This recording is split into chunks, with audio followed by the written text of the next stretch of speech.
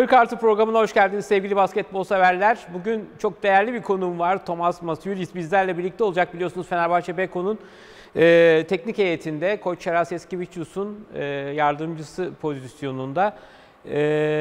Hoş geldiniz öncelikle. First of all, welcome.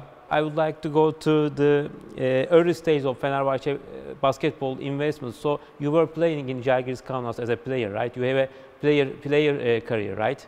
Yes, I was a player. Yes. And you were in the roster in the EuroLeague champion of Žalgiris Kaunas, right?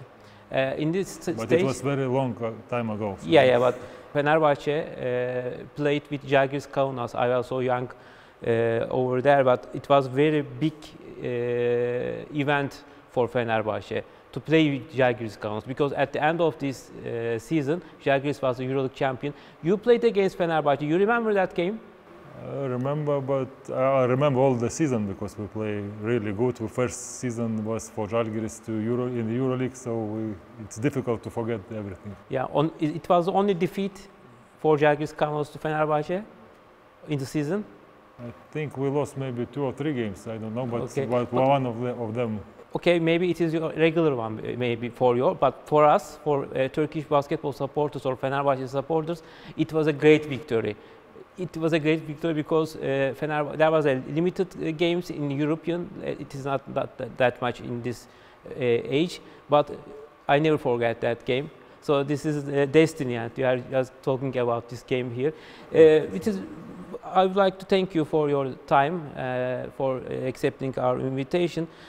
So how do you evaluate the season, this season? Would you please tell us? Okay. We made some changes from last year. You know, in the beginning we have to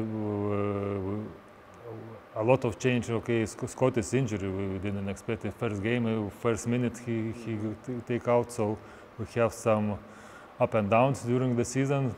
But I am very happy how team, all our coaching staff is very happy how our team fight through this tough moment. You know, in the middle of the season we have an injuries and new players coming. We have to.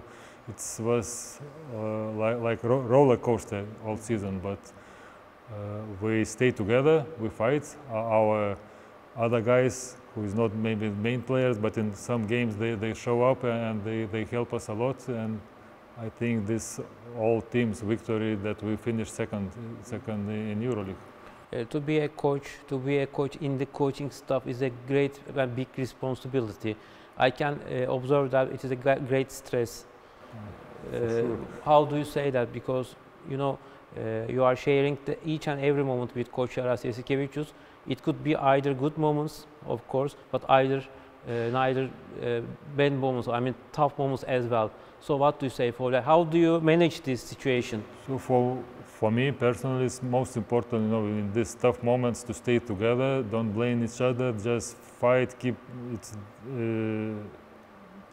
it's most difficult when you go separate, you know. So you cannot not be like a team. So if you stay together, doesn't matter it's good or bad times. It's most important in the bad times to stay together, believe to each other, to support each other, and we are going like this, I think, and this helps us not to collapse in this tough moment. How do you evaluate to be work with Tomas Eskivicius? First of all, what I like with Shara, that he's professional in basketball court, like everybody. I think he's spoken like this, that he is amazing mind of basketball. But I see him from the other side sometimes, not a lot of times, because I see how he's treating family, how he's living without basketball. So okay, it's difficult for him to live without basketball, but you know, I like what kind of person he is, you know, how he looks to the life, how he looks to the family, how he sees things. So that's, I think, most important. Mm-hmm. So I can easily observe that you just make ready the team as a tactically to Final Four from the beginning of the season till today.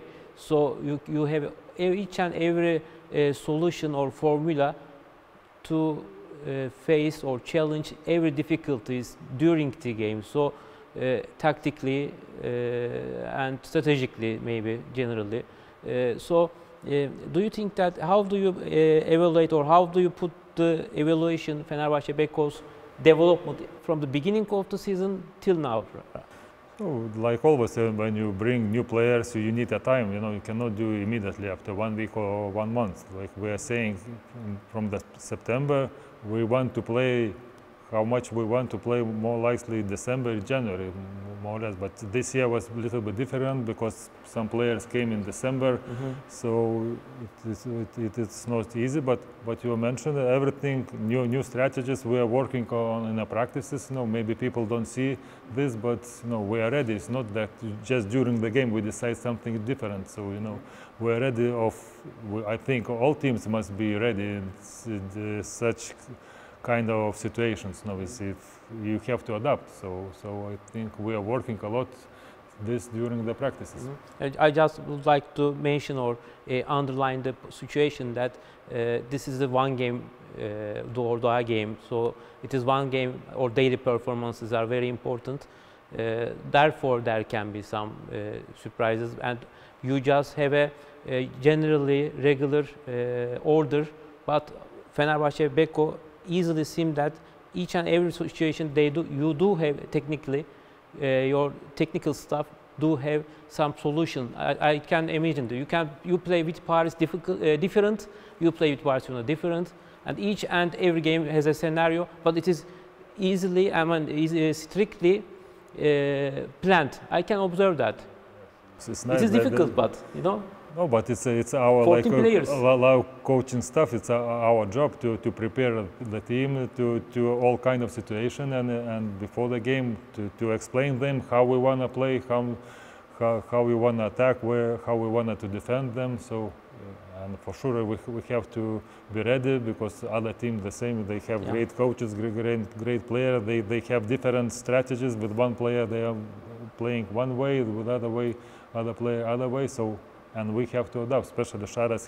He sees 10 times more than we see, and he thinks more faster, so he reacts faster. But we are like a coaching staff. We must help him to see this, and team. Like I said before, we are doing all this stuff in the practice. So we want to be ready for this type of situation.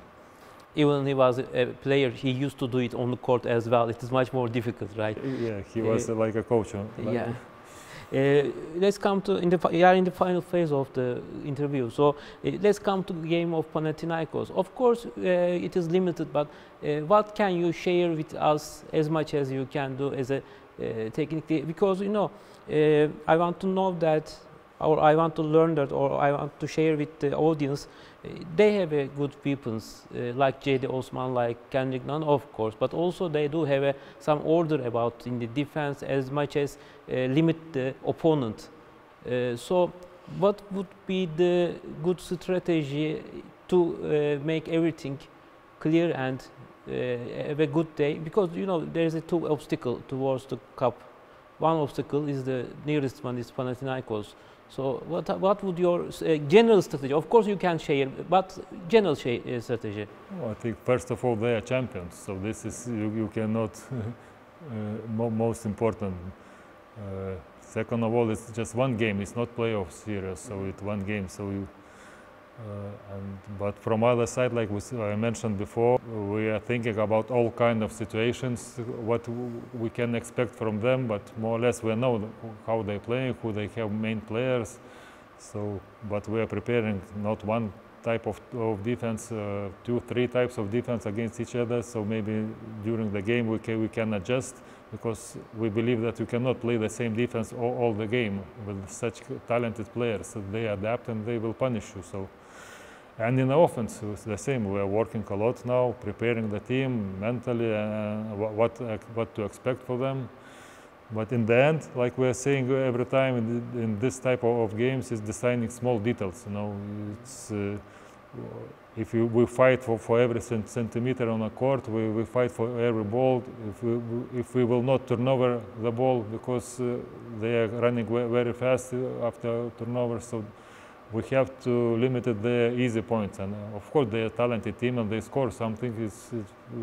It's obvious, but we have to take out this easy points, our main goal. In the final phase of the interview, how is your life in Istanbul? Of course, you are very busy, you don't have time, but your family is with you. My wife is. Your wife. So how is your daily life in Istanbul, except basketball? We are from Lithuania. I'm from a smaller village, so for me, this very big city. For me, 20 million, something in Kaunas, like this. right? Really but small okay, village. but Okay. it is close. It's 200 kilometers. So in Istanbul, so for us, it's a very, very big city. But okay, to go to one side to other side, from Asian side to European side, to cross these bridges, for me, every time I'm crossing this, so this feeling, you're going from Asia to Europe, I am not used to this, so we are happy and we are enjoying. Thank you very much, and thank you very much for your time. I wish you personally and for our fans, as the name of our fans, good luck in Final Four and each and every second of your Fenerbahçe career. Thank you. Like a coach, I want to say that we will fight for every centimeter, for everything for our fans, because they are very support us very good all the season. So we have to fight. We will do everything what we can do, our best. Thank you very much, sir. Thank you. Bugün 40 artı'nın konuğu Tomas Masiulis'ti. Kendisiyle Final Four öncesinde küçük bir sohbet yaptık. Şimdilik bu kadar. Hoşça kalın.